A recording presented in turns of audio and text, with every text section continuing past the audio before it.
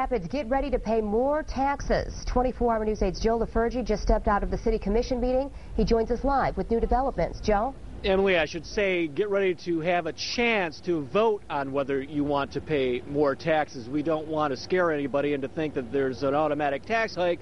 This will actually be up to the voters. We're actually downtown at the Western Michigan Conference Center. This is a place for the annual City Commission retreat. Now, I've covered these things for years. They're usually a pretty quiet event. The City Commission gets together, all the department heads. They discuss what's happening now, what's going to happen in the future, some plans for the future. And a bit of a bombshell this morning, though, from the city manager. Part of that future may, as you said, include a potential tax hike. The city manager suggesting to city commissioners that they ask the voters for an income tax increase, 1.5%. That's going from a 1.3% for city people who live in the city. And the amount paid for non-city residents on income tax would go from 0.65 to 0.75%.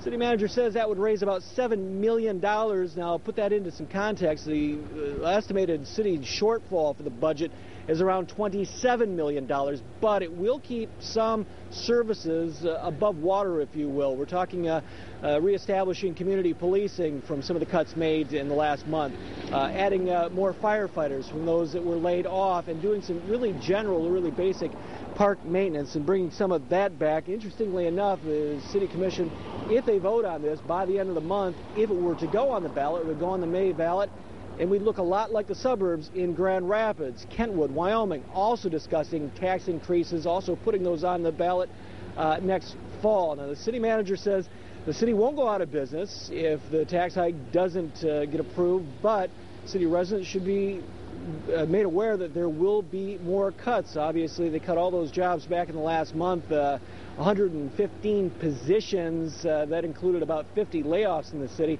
He says there will be more of that. There just isn't the money coming in. They need this extra money. So again, the City Commission will probably act by the end of the month on whether to put this on the ballot or not. If they do, if it goes on the ballot, it would go in May. Back to you.